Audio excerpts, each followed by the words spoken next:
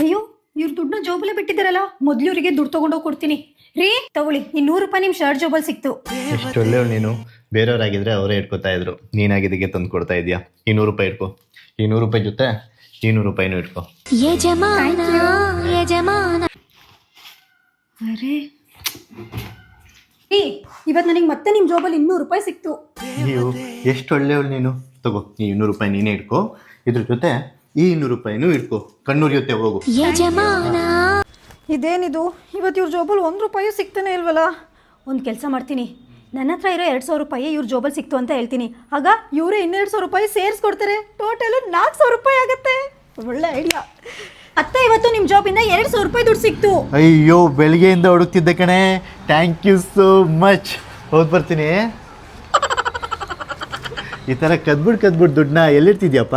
ನಾನು ಈ ದುಡ್ಡನ್ನೆಲ್ಲ ಜಾರ್ ಆ್ಯಪಲ್ಲಿ ಸೇವ್ ಮಾಡ್ತಿದ್ದೆ. Jar app? ನಾನು ಈ ಜಾರ್ ಆ್ಯಪ್ನ ರೆಗ್ಯುಲರ್ ಆಗಿ ಯೂಸ್ ಮಾಡ್ತಿದ್ದೀನಿ. ಇದೊಂದು ಸೇವಿಂಗ್ಸ್ ಆ್ಯಪ್. ಇದರಲ್ಲಿ ಪ್ರತಿದಿನನೂ 10 ರೂಪಾಯಿಂದನೂ ಕೂಡ ನೀವು ದುಡ್ಡನ್ನ ಸೇವ್ ಮಾಡ್ಬೋದು. ನೀವು ಹಾಕೋ ದುಡ್ಡು ಗೋಲ್ಡ್ ರೂಪದಲ್ಲಿ ಸೇವ್ ಆಗುತ್ತೆ. ಜೊತೆಗೆ ಏನಾದರೂ ಎಮರ್ಜೆನ್ಸಿ ಇದ್ದಾಗ ನಾವು ಇದರಿಂದ ದುಡ್ಡನ್ನ ಈಸಿಯಾಗಿ ನಮ್ಮ ಬ್ಯಾಂಕ್ ಅಕೌಂಟಿಗೆ ವಿತ್ಡ್ರಾ ಕೂಡ ಮಾಡ್ಕೋಬಹುದು. ಇಂಥ ಒಳ್ಳೆ ಕೆಲಸಕ್ಕೆ ಕದ್ದು ಮುಚ್ಚಿ ದುಡ್ಡು ತಗೋತಿದ್ದ? ನನ್ನನ್ನ ಕೇಳಿದ್ರೆ ಕೊಡ್ತಿರ್ಲಿಲ್ವಾ? ತಗೋ ಈ 200 ರೂಪಾಯಿನೂ ಕೂಡ. ನಿಂತಿ ಬುದ್ಧಿವಂತೆ. ಹೋಗಿ ಬರ್ತೀನಿ.